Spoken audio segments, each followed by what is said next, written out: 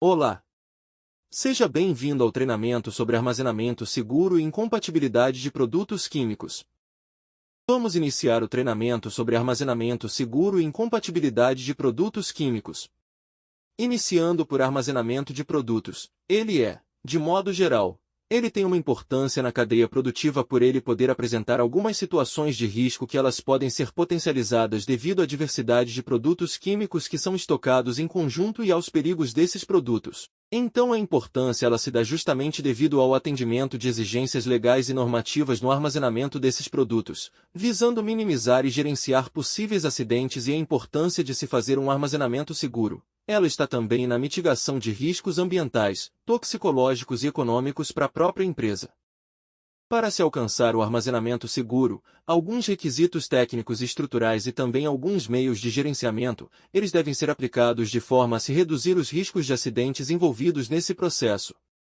Como requisitos técnicos e estruturais, temos, por exemplo, a localização da edificação em que é feito o armazenamento de produtos, a própria estrutura da edificação, a construção, os detalhes de construção e iluminação, ventilação e as áreas de movimentação de produtos. O sistema de contenção de resíduos é muito importante também nesse processo para se minimizar os riscos de acidentes, além de medidas de proteção contra incêndio e outros tipos de acidentes. É necessário conhecer e entender os perigos e as propriedades dos produtos que são ali armazenados para que se tenha um gerenciamento efetivo a respeito de incompatibilidades químicas e de forma a evitar os acidentes. O armazenamento em questões legislativas tem algumas questões no sentido de normativas da ABNT que são utilizadas para que se tenha o armazenamento de uma forma adequada e as sinalizações, ressaltamos normas que são importantes. A 14.725 que é a norma para informação de segurança, saúde e meio ambiente dos produtos químicos, a 17.515 de armazenamento de líquidos inflamáveis e combustíveis, a 7.195 para cores de segurança na parte de sinalização.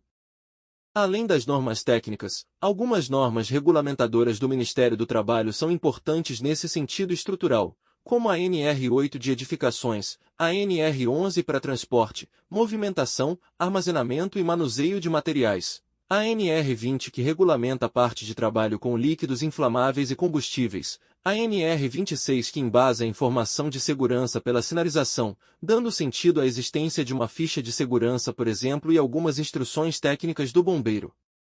Aqui citamos instruções técnicas do Bombeiros de São Paulo, a NR20 que traz as sinalizações de emergência e a NR25 que regulamenta líquidos combustíveis inflamáveis. E aqui temos demonstrado uma consonância entre todas as legislações em que se observa que a instrução técnica do bombeiro usa como referência alguns dados da NR20 do Ministério do Trabalho, e as duas remetem a algumas informações na 17.505. Para armazenamento de líquidos inflamáveis e combustíveis temos um trabalho robusto, regulamentado em diversas frentes, e elas de certa forma se complementam. Os requisitos estruturais para localização dos produtos químicos, eles têm que atender alguns requisitos básicos de localização. Alguns exemplos que a gente cita aqui, é delimitar o setor administrativo dos depósitos. Caso exista um setor administrativo que esteja dentro desse depósito ou desse armazém, respeitar uma distância mínima entre edificações para facilitar a movimentação de veículos e de ventilação dentro dessas edificações.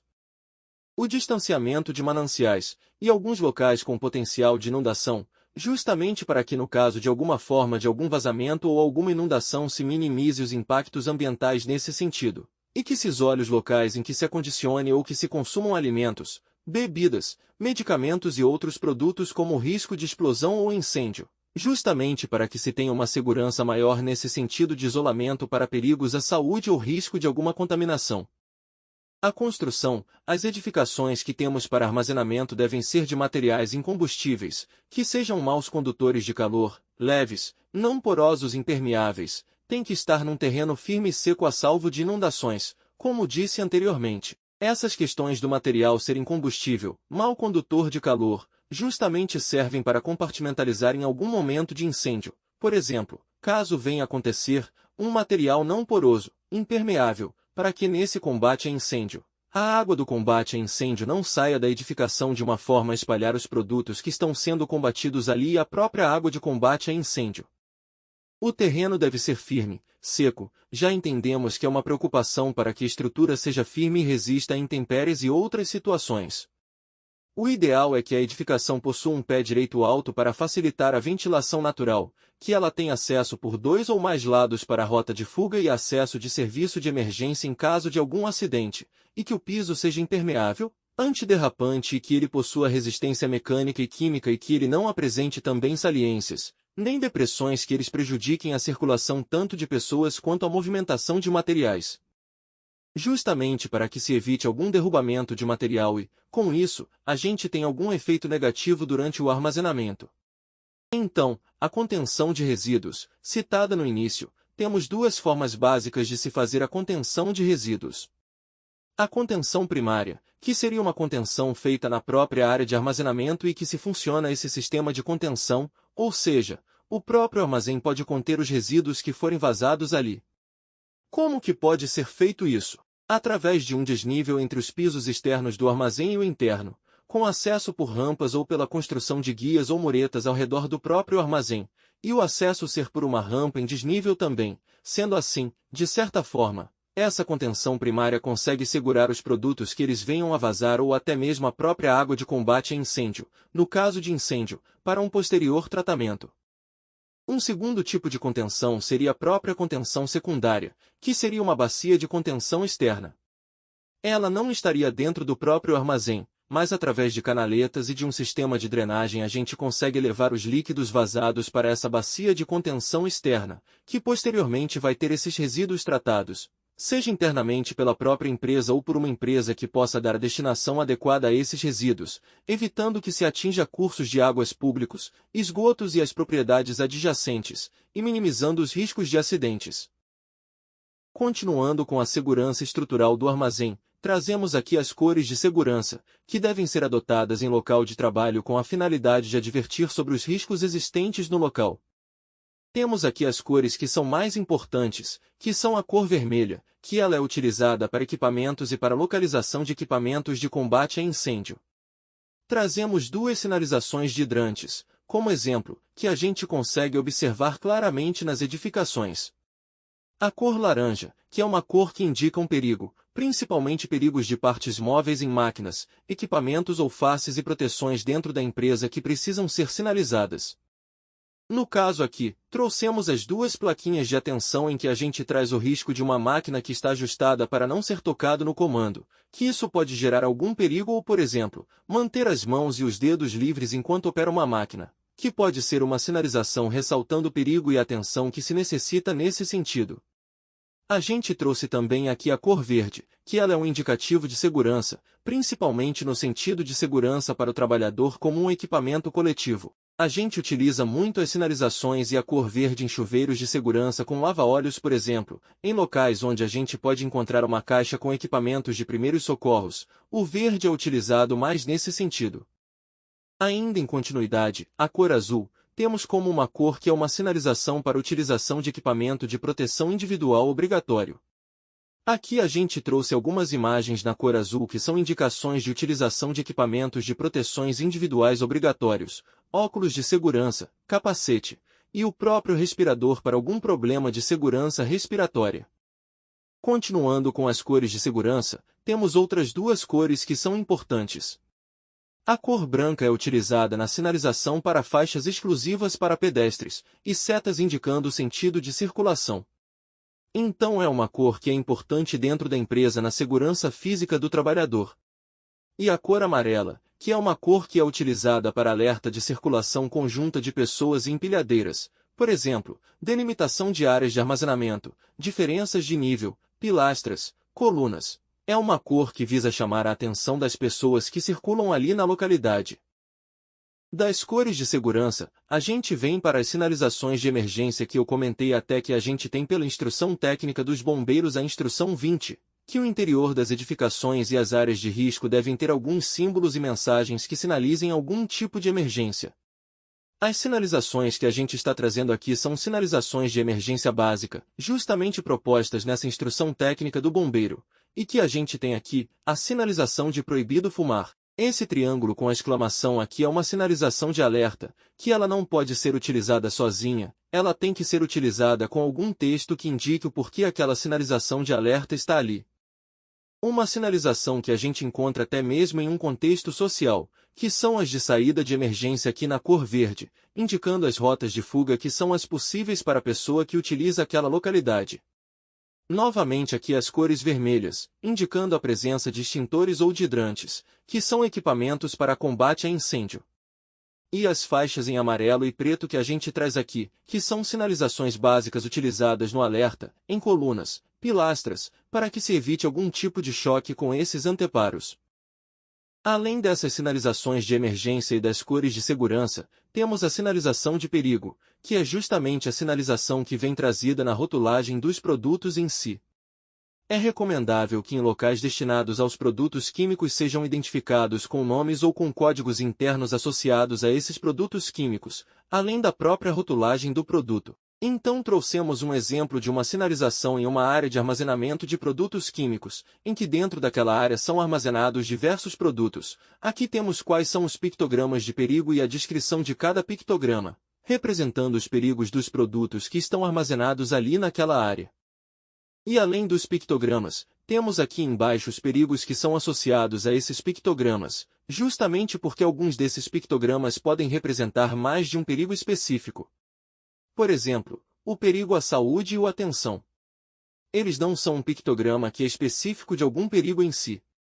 Ele pode ser utilizado para descrever vários perigos de acordo com as normativas e as legislações. Então vamos para a parte de incompatibilidades químicas, em que já começa a partir para um instrumento de segurança de produtos químicos. A gente tem que a incompatibilidade química, ela é advinda de reação de produtos químicos. A reação dos produtos é uma transformação de matéria, pode acontecer algumas mudanças na composição química e dessas mudanças pode-se obter algum produto de interesse, mas normalmente em um ambiente controlado. Então a gente chama de incompatibilidade química do produto porque no contexto de armazenamento a gente tem a reação química que ela é em uma situação indesejada, em que um potencial risco de acidente por definição. A gente considera que os compostos podem iniciar alguma reação em que algumas características dessas reações podem gerar cenários de risco como incêndios ou explosões, ou emissão de gases tóxicos ou algum outro cenário que possa vir a se intensificar e gerar um acidente maior. Atualmente a legislação a respeito de incompatibilidade e armazenamento no Brasil é uma legislação que não existe uma norma específica para armazéns. As normas nacionais que estão publicadas e que são referências hoje em dia são a 14.619, que é a norma direcionada à incompatibilidade química para transporte de produtos perigosos e algumas menções que são feitas nas resoluções de transporte da ANTT. Por que a gente não pode utilizar essa norma como específica para armazenamento? Porque ela é pensada num contexto que é agudo. O tempo que se leva para transportar um produto de uma ponta a outra no Brasil vai ser por volta de 6 ou 7 dias. Então é um contexto que é rápido em termos de tempo se comparado com um armazém, em que a gente faz um estoque para durar alguns meses para utilizar com uma certa frequência dentro da empresa. Então o produto vai ficar mais tempo sob sua guarda e ele precisa de mais cuidados do que o que está regulamentado nessa norma de transporte, por ela ser um pouco mais aguda nesse sentido de tempo. Algumas normas internacionais a gente tem aqui a TRGS 510 que ela é uma norma já focada especificamente em armazenamento de substâncias em embalagens e contêineres não estacionários, e algumas recomendações no IMDG Code que é o Manual de Transporte para o Modal Hidroviário. Algumas normas estão sendo desenvolvidas aqui no Brasil na Comissão de Estudos da ABNT, o CB10. Esse projeto de norma, ele já tem um número, NBR 17.610 para armazenamento seguro e incompatibilidade de produtos químicos. O projeto de norma tem como objetivo estabelecer uma classificação de armazenamento para cada produto químico pela determinação de uma classe de produtos de acordo com alguns critérios que são estabelecidos nessa norma. Esses critérios vão ter base em outras legislações e outras normas como a ABNT 14.725 e a Resolução de Transporte ANTT. Eu vou trazer esses critérios mais à frente para vocês para ficar claro como que eles são estabelecidos para a norma. Ela traz também critérios para armazenamento conjunto de produtos. Quando a gente diz armazenamento conjunto, a gente está pensando no armazenamento de várias classes de produtos diferentes de uma forma segura de produtos tanto compatíveis quanto incompatíveis. Ela traz também regras para a segregação desses produtos, tipo se os incompatíveis têm que ser segregados ou não dos produtos que vão ser armazenados em uma mesma localidade. Traz algumas orientações para o armazenamento segregado e medidas de segurança que são aplicáveis a essas classes de armazenamento. A sistemática para que sejam determinadas essas classes de armazenamento é a de simplificar a determinação de incompatibilidades e as devidas medidas de segregação. Por que a gente quer simplificar? Porque existem incompatibilidades que são específicas e que estão declaradas na ficha de segurança do produto. Normalmente na seção 10 e às vezes também na seção 7 dessa ficha a gente tem essas informações, mas em algumas fichas, em alguns produtos às vezes a gente não tem declarado nenhuma incompatibilidade. Como não existe uma metodologia para testar incompatibilidades, afinal a gente está falando da existência de mais de 50 mil produtos químicos cadastrados, substâncias químicas cadastradas lá no CAS, que tem um CAS number estabelecido, e além dessas substâncias químicas puras a gente tem misturas possíveis infinitas. O ideal para se simplificar essa metodologia seria realmente a gente ter essas classes de armazenamento e utilizar por grupos de tipos de produtos. Digamos assim, de forma a se prever e fazer essa medida de segregação segura. Nessa norma são determinadas 25 classes de armazenamento e os critérios para se enquadrar um produto em cada classe. Eles são baseados justamente nas classificações segundo a 14.725 e as resoluções de transporte da ANTT, além de suas rotulagens. Hoje, eu vou trazer aqui para vocês, e vou passar rapidinho com vocês, quais são essas classes de armazenamento, e ter aqui os critérios dessas classificações. A gente tem, aqui a descrição das classes, e o que tipo de produto que é enquadrado nessa classe, a classe de armazenamento, e aqui os critérios para se enquadrar. Por exemplo, aqui nas substâncias explosivas, ela é a classe de armazenamento 1, e os critérios para classificação são as subclasses de risco do transporte, 1.1, 1.2, 1.3 e 1.4, ou as frases de perigo, que são essas com código H. Lá da 14.725, da 200 até a 205, dentro de uma ficha de segurança, ou se a gente observar que no rótulo de risco da classe, a gente tem o rótulo de risco da classe 1, para o transporte. Então conseguiria enquadrar como uma substância explosiva. Da mesma forma, a gente tem critérios para as outras classes aqui, tipos gases, quando são gases e que eles não são aerossóis ou aplicadores de aerossóis e isqueiros. Eles são a classe 2A, e a gente tem aqui estabelecido que são os números ONU 1051 e 1052, ou as frases H222 ou 223. A gente tem para os aerossóis e para os aplicadores a classe 2B e os critérios apresentados aqui. Uma classe de armazenamento importante é a próxima, a de líquidos inflamáveis, que é a classe 3. Podemos enquadrar um produto como líquido inflamável pelas frases de perigo que estão apresentadas aqui, ou se esse produto apresentar um ponto de fulgor que está normalmente declarado na seção 9 da ficha de segurança como menor ou igual a 60 graus Celsius. Outros produtos químicos perigosos ou com potencial explosivo na 4.1a. São produtos que são explosivos dos grupos de embalagem 1 e 2 ou com as frases 240 e 241, que são produtos pirofóricos em si. Os sólidos inflamáveis da 4.1b, também indicados pela frase de perigo 228. As substâncias pirofóricas ou sujeitas a autoaquecimento da 4.2a, com essas seguintes frases de perigo. Substâncias que emitem gases inflamáveis em contato com a água também são identificadas pela frase de perigo nos critérios de classificação. As substâncias oxidantes são divididas em três, a gente tem esses subgrupos com o A, B e o C, sendo que o A seriam as altamente oxidantes, que são os produtos que são classificados como oxidantes de categoria 1, pela 14.725. As oxidantes de categoria 2, que são caracterizadas por essa frase de perigo 272, seriam enquadradas como a classe de armazenamento 5.1b.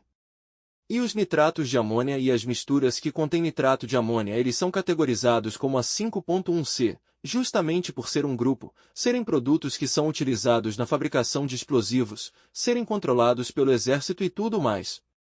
Então eles são separados dos outros oxidantes e a indicação de que eles seriam classificados para 5.1c, são a classificação segundo esses quatro números ONU apresentados aqui. Os peróxidos orgânicos também e substâncias autorreagentes na classe 5.2 pela frase de perigo 242.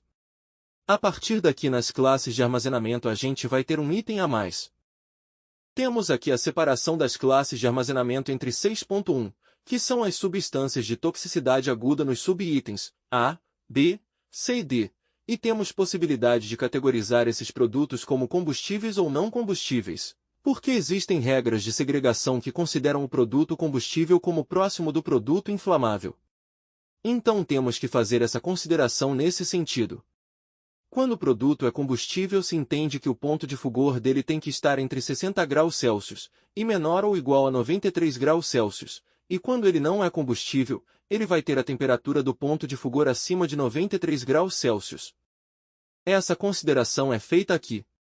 O 6.1a e 6.1b são toxicidades agudas mais impactantes, então são as toxicidades para via oral, dérmica e inalatória de categoria 1 e 2 pela 14.725, e para os itens C e D, além das toxicidades agudas de categoria 3 nesse caso, ou de grupo de embalagem 3 e grupo de embalagem 1 e 2 como mencionado ali. Algumas substâncias que são perigosas por oferecer efeitos crônicos elas também são enquadradas como produtos que são carcinogênico, mutagênico ou tóxicos à reprodução para a saúde humana. Em categoria 1 e produtos que têm toxicidade sistêmica para algum órgão específico em categoria 1 e também na norma 14.725.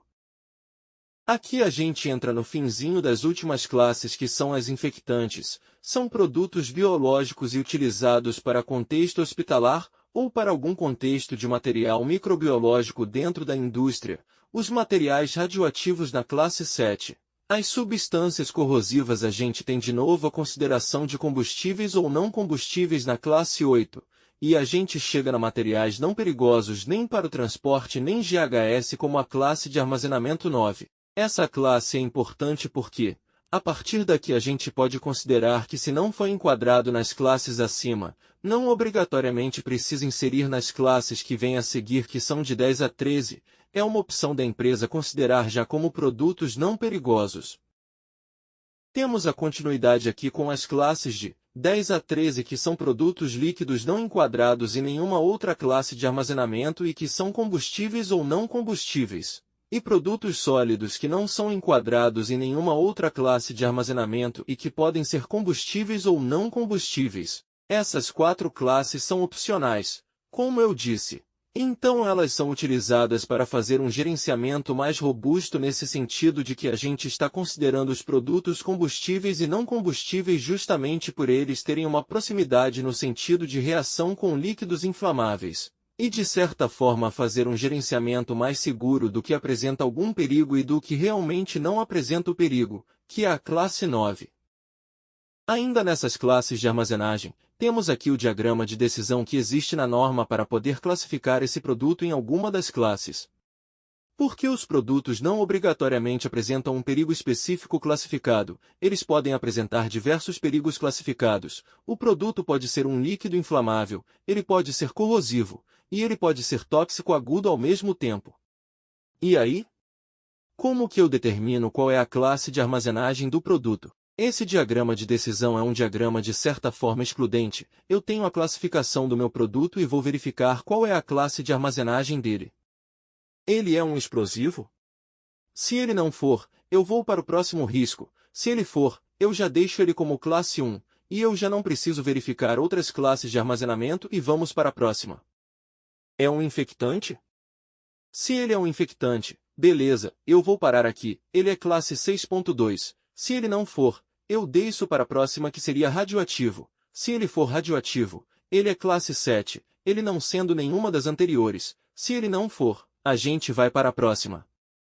Está em uma embalagem de aerossol? Se sim, ele é 2B. Se não, a gente vai para a próxima, que é gás. Se ele é um gás, a gente o tem na 2A. E se ele não for um gás, a gente vai para a próxima classe. Ele apresenta algum potencial explosivo? Se ele apresenta algum potencial explosivo, ele vai ser a 4.1A. Caso ele não apresente, vamos para a próxima classe. Ele é um peróxido orgânico ou um autorreativo? Se sim, é 5.2. Se não, a próxima classe é pirofórico ou apresenta autoaquecimento. Se ele apresenta, é 4.2. Se não, a gente vem para a próxima classe, para a próxima pergunta. Ele emite gás inflamável quando ele está em contato com a água? Se ele emite, ele é uma classe 4.3. Caso ele não emita, ele é um sólido inflamável ou uma substância explosiva desensibilizada. Se sim, é 4.1b, caso ele não seja. Vamos para a próxima. Ele é um nitrato de amônio, ou uma mistura que contém nitrato de amônio. Se sim, é classificado como 5.1c. Se não, verificamos se ele é fortemente oxidante. Se sim, ele é 5.1a. Caso não seja, verificamos se ele é oxidante. Se sim, ele é 5.1b. Se ele não for, vemos se ele é um líquido inflamável. Se sim, ele vem para a classe 3. Se não, verificamos se ele é agudamente tóxico. Se sim, ele é combustível. Se ele for, é 6.1a. Se ele não for, é 6.1b. Iremos para a próxima determinação. Ele é agudamente tóxico com efeito crônico? Se sim, verificamos se ele é combustível. Se for combustível, ele é 6.1c. Se não, se torna 6.1d. Caso ele não seja agudamente tóxico com efeito crônico, ele vai aqui para o corrosivo. No corrosivo verificamos se ele é combustível. Se sim, é 8.1a. Se não for combustível, é 8.1b. Se a gente passar aqui do corrosivo com o não, a gente chega na classe 9. E aqui é onde eu coloquei para vocês que a classificação para classes 10 a 13 é opcional. Caso a gente queira utilizar elas, a gente continua aqui no diagrama de decisão. Caso não, a gente determina o produto como classe 9. Se continuarmos, a pergunta é: ele é líquido? Se sim, é combustível ou não combustível? Aí ele é separado ou na classe 10 ou na classe 12. Caso ele não seja líquido, ele vai ser sólido. E aí ele vem aqui para a gente determinar se ele é combustível. Se sim, ele vai na classe 11. Se não, ele vem aqui na classe 13. Por que existe esse diagrama de decisão? Esse diagrama de decisão, durante a discussão para a elaboração dessa norma, ele foi montado pensando justamente nas classes que apresentam maior risco e que se precisa ter maior cuidado para o armazenamento. Então ela não segue linear a ordem numérica das classes de armazenamento justamente porque a gente está pensando nos cenários de risco possíveis de cada tipo de produto. A partir da determinação da classe de armazenamento dos produtos, iremos para a matriz de incompatibilidades químicas. Ela constitui uma ferramenta, é um documento que é normalmente apresentado em forma de planilha. Ele é utilizado para mapear e controlar os produtos químicos, seja eles intermediários, resíduos ou os produtos que estão com as substâncias puras ou misturas armazenadas. Ela serve para identificar os perigos químicos de cada área, e ela tem um caráter preventivo porque é um estudo para que a gente faça um gerenciamento e segregação adequados dos produtos. Para elaborar as etapas, elas são as seguintes. A gente fez a determinação das classes de produtos anteriormente. Além da determinação de classe de produtos, a gente determina quais são as incompatibilidades químicas de cada produto que vem aqui no próximo slide. A regra de segregação, através do cruzamento entre todas essas informações de incompatibilidade da classe de produto, a gente determina a segregação segura dentro da área de armazenamento. O projeto da norma ele traz as regras de segregação envolvendo o armazenamento conjunto entre as 25 classes, indicando algumas medidas a serem adotadas para essa segregação. As regras de segregação, elas resultam em 3 situações possíveis. Armazenamento conjunto em que os produtos são compatíveis, então é permitido. O armazenamento conjunto proibido, quando os produtos são incompatíveis entre si, então não podem ser armazenados de forma conjunta. E armazenagem conjunta com restrições, ou seja, quando um produto é incompatível com outro produto, porém eles podem estar armazenados de forma conjunta se algumas determinadas situações específicas forem atendidas. Para a regra de segregação, temos aqui todas as 25 classes determinadas tanto na vertical quanto na horizontal e um cruzamento entre a informação delas. A cor vermelha determina que a armazenagem é proibida. Onde se encontra uma célula de cruzamento entre elas em que tem a cor verde, a gente tem a armazenagem permitida, e as células que estão em amarelo com os números preenchidos são as células que têm essa permissão, se atendidas a algumas restrições. O que são essas restrições? Elas são apresentadas ali na matriz com os números de 1 a 8. A empresa pode adicionar algumas restrições por procedimentos internos caso ela queira, ou ela pode considerar que essas restrições não vão ser atendidas. Então já considera que o produto é incompatível e que está proibido o armazenamento conjunto, como um exemplo de restrições que a gente traz aqui. Temos algumas restrições que são a aprovação do responsável, a condição conforme quantidade e distância dos produtos, a reação não originar nenhum novo risco dentro da área de armazenamento, ou alguma condição em relação à característica específica do produto. Por exemplo, o pH, se a gente tem produtos que são corrosivos com o pH ácido e o pH básico, e eles estiverem armazenados em conjunto, e houver um vazamento dos dois, a gente entende que não é uma reação extremamente perigosa, mas é uma reação que provavelmente vai ser exotérmica, pode ser uma reação violenta, então já é uma reação em que a gente tem que ter uma preocupação no sentido de segurança. A partir das regras de segregação desse estudo, conseguimos fazer algumas orientações gerais e montar um procedimento de armazenamento seguro dentro dos nossos armazéns. Estamos trazendo orientações gerais justamente porque existem orientações específicas para cada classe em relação a outras classes, e elas estão disponíveis na norma. Então a gente já entra no sentido de que precisaria um estudo mais robusto no sentido de orientações específicas, mas as orientações gerais a gente já consegue dar algumas aqui.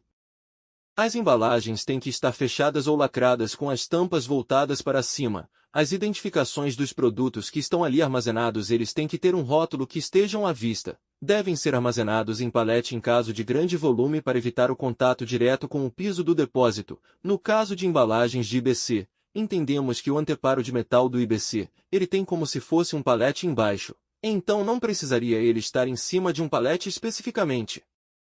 As embalagens devem estar dispostas de forma que as pilhas de produtos fiquem afastadas das paredes, do teto e das luminárias, em algumas distâncias específicas. Também elas devem ser organizadas de forma a proporcionar melhores condições de aeração e permitir o manuseio e movimentação do conjunto de produtos de uma forma tranquila. Os produtos que são sólidos, é recomendado que eles sejam armazenados em posições superiores em estanterias do que produtos líquidos ou pastosos, justamente para que em um caso de vazamento, os sólidos, eles são mais fáceis de manejar e de conter o vazamento do que os líquidos. Não armazenar materiais que reagem vigorosamente com água embaixo ou próximo de pias, chuveiros ou sprinklers, justamente porque a gente já tem um risco decorrente desse produto. E armazenar materiais que são termicamente estáveis em refrigerador ou em ambientes com controle de temperatura. Essas são algumas regras gerais que a gente consegue dar para vocês de boas práticas a serem feitas para o armazenamento de produtos. A gente entende que a parte de segregação ela contribui nesse sentido com regras específicas, e o estudo pode ser feito utilizando essa norma que está vindo para colaborar com a maior segurança no ambiente de trabalho. Bem, chegamos ao fim. Agora vamos testar o que aprendeu neste treinamento. Realize a prova e teste seus conhecimentos.